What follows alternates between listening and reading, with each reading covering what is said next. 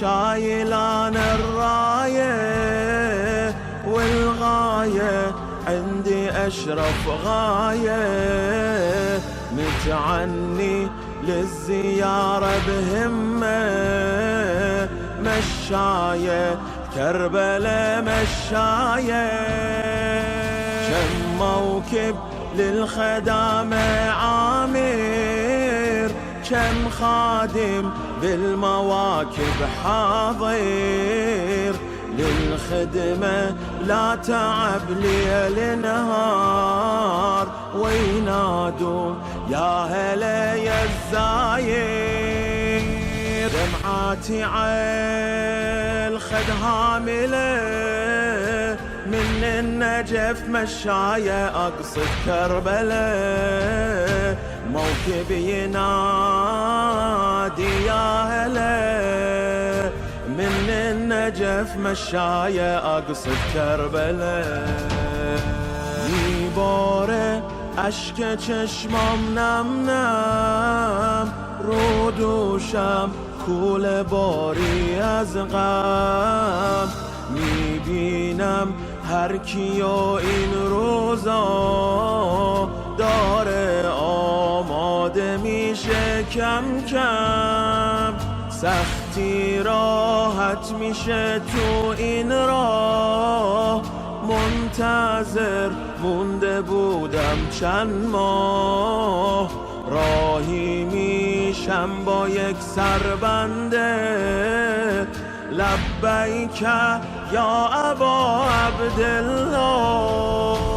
عشق فقط یه سرزمین، کرب و بلا برتره از عرش برین، حاجت من شده همین، زیارت الحسین یوم الاربعین.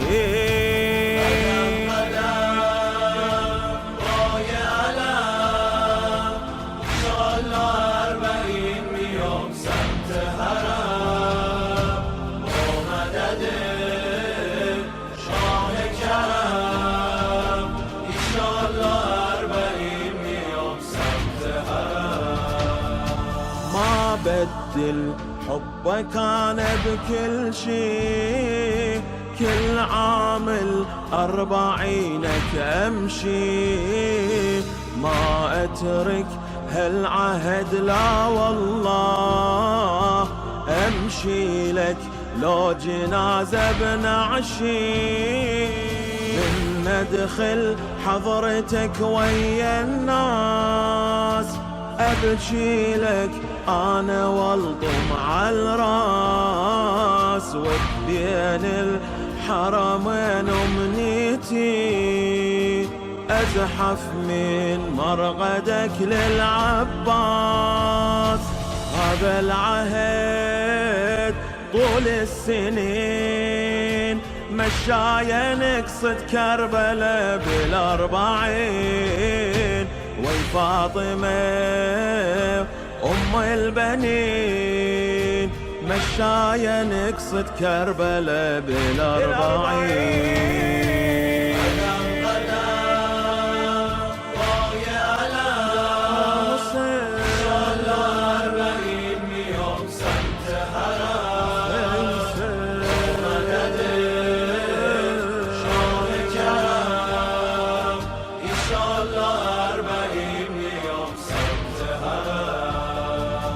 این شور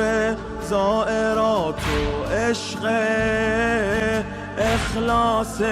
نوکرات و عشق، از نجف تا خود کربلا، تک تک موکبات و عشق، یاد اون سفرم افتادم، خاطراتش نرفت از یادم، میدونی به خدا 1 ساله مست چای ابو سجادم، حیات من ممات من با اشک تو پاک میشه سیئات من، سفینتون